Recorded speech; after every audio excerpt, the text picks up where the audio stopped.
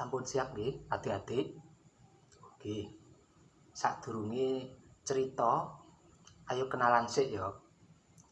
Kenalake, aku jenenge Mas Raffi. Utawa nama lengkape Muhammad Raffi Ardiansyah. Saka jurusan Pendidikan Basa lan Sastra Jawa Universitas Negeri Surabaya. Lah, ing kene aku bakal cerita dongeng ngenani ira-irane singa lan tikus. Kaya apa ceritane? Ayo disimak bareng-bareng. Dadi ing sawijining dina ana si singa sing lagi turu, sing lagi enak-enak turu nang omahe. Lah, moro-moro ana si tikus liwat ning ngarepe wajahe singa, sampe nggarakno si singa iki tangi.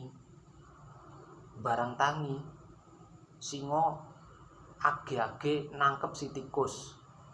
Jawane kepingin ditapateni, kepingin dicekel, dipateni. Lah, si tikus malah njaluk ampunan. Dene njaluk ampun lan dene janji leke singa iki mau gelem ngampuni, engko sawijining dina si tikus bakal mbales kebaikane kabecikane singa iki mau. Nah, tapine singa malah guyu.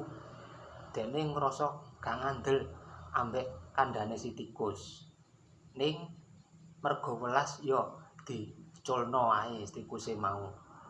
Akhire sakwise diculno, tikuse mlayu adoh teko singa. Lah, let pirang dina mari ngono, pas nalika singa iki mlaku-mlaku ning tengah alas, dumadakan dheweke kena jebakane pemburu.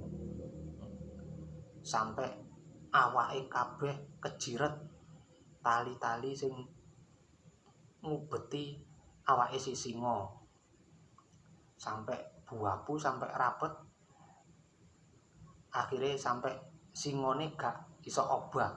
Singane gak iso nglawan. Gak iso nglepasno diri teko jiretan tali ku mau.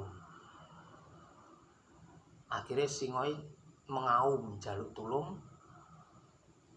ngarepno nek ana sing bakal nulungi dheweke. Lah, dumadakan moro-moro si tikus sing krungu aumane singa teko kadohan, dekne langsung marani si singa lan terus nulungi kate mbebasno singa iku mau. Lah carane si tikus ngrokoti tali-tali sing jiret ngubeti awake singa sampai lepas, sampai uwal teko tali-talinan sing dijebak saka pemburu iku mau.